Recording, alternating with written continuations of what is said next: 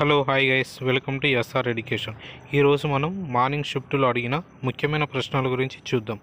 First Telugu గురించి చూసినట్లయితే విద్య ధనం అలంకారం గురించి అడగడం జరిగింది. అదేవిధంగా ఆరంభించరు నీచ మానవులు అనే పద్యం గురించి అడగడం జరిగింది.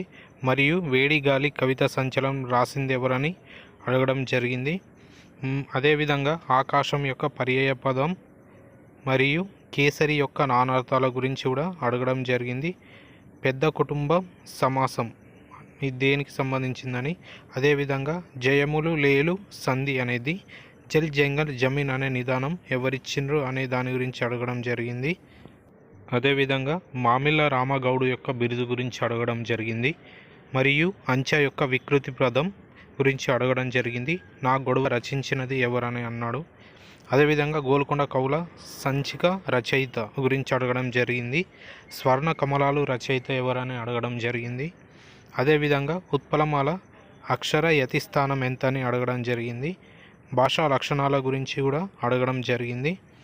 ఇచ్చ యొక్క అర్థం, అదేవిధంగా విమానాశ్రయం యొక్క సంధి గురించి అడగడం అనేది జరిగింది. ఇప్పుడు మనము సైకాలజీలో ఏమొచ్చినాయో దాని గురించి చూద్దాం. ఇక్కడ చూస్తే బోధన వనరుల గురించి ఒక క్వశ్చన్ అడగడం జరిగింది. అదేవిధంగా స్కిన్నర్ పైన ఒక క్వశ్చన్ అడగడం జరిగింది. మరియు బండూరా పైన ఒక క్వశ్చన్, అదేవిధంగా పియాజే మీద ఒక క్వశ్చన్ అడగడం జరిగింది. వైగర్స్కీల యొక్క ప్రయోగాలను జతపరచడం మీద ఒకటి అడగడం జరిగింది. అదేవిధంగా శైశవ దశ, పూర్వ బాల్య దశ వీటి యొక్క లక్షణాల గురించి అడగడం జరిగింది. తారాండైక్ సంసిద్ధత నియమం గురించి అడగడం జరిగింది. అంతర్దృష్టి అభ్యాసనం పైన ఒక క్వశ్చన్ అడగడం జరిగింది. మదింపు దశల పైన కూడా ఒక క్వశ్చన్ అడగడం జరిగింది. అదేవిధంగా పియాజే సంజ్ఞానాత్మక నిర్మాణం మరియు సంజ్ఞానాత్మక పనితీరుకు సంబంధించి ఒక క్వశ్చన్ అడగడం జరిగింది. వైయక్తిక భేదాలపైన ఒక క్వశ్చన్ అడగడం జరిగింది. కార్యసాధన నియమం సంబంధించి ఒక స్టేట్మెంట్ అడగడం జరిగింది. అదేవిధంగా కోల్బర్గ్ నైతిక వికాస సిద్ధాంతంకు సంబంధించి ఒక స్టేట్మెంట్ అడగడం జరిగింది. ప్రేరేపిత ప్రవచనాలకు సంబంధించి ఒక క్వశ్చన్ అడగడం జరిగింది. మార్గదర్శకత్వంకు సంబంధించిన ప్రశ్న కూడా అడగడం జరిగింది. అదేవిధంగా పెరుగుదల వికాసంకు సంబంధించి స్టేట్మెంట్ అడగడం జరిగింది. సర్దుబాటు మీద కూడా ఒక క్వశ్చన్ అడగడం జరిగింది. అదేవిధంగా స్మృతి మీద కూడా ఒక క్వశ్చన్ అనేది అడగడం జరిగింది. మరియు బ్రోనర్కు సంబంధించి కూడా ఒక క్వశ్చన్ అనేది అడగడం జరిగింది. ఇప్పుడు మనం ఇంగ్లీష్లో ఏం అడిగిందో అవి చూద్దాం. ఇక్కడ యాక్సిలరీ వెర్బ్ మీద ఒక క్వశ్చన్ అడగడం జరిగింది. అదేవిధంగా మే గురించి అడగడం జరిగింది. ఈ జర్నీ అప్ 1000 మైల్స్ దాని మీద ఒక స్టేట్మెంట్ అడగడం జరిగింది. అదేవిధంగా ఆర్టికల్స్ మీద ఒక క్వశ్చన్, మరియు క్వశ్చన్ ట్యాగ్ మీద ఒక క్వశ్చన్, సింపుల్ ఫ్యూచర్ టెన్స్ మీద ఒక క్వశ్చన్ అడగడం జరిగింది. ఫోనిక్స్ మీద ఒక క్వశ్చన్, అదేవిధంగా ప్రిపోజిషన్స్ పైన కూడా ఒక క్వశ్చన్ అనేది అడగడం జరిగింది. మరియు పాసివ్ వాయిస్కు సంబంధించి కూడా ఒక క్వశ్చన్ అనేది అడగడం జరిగింది.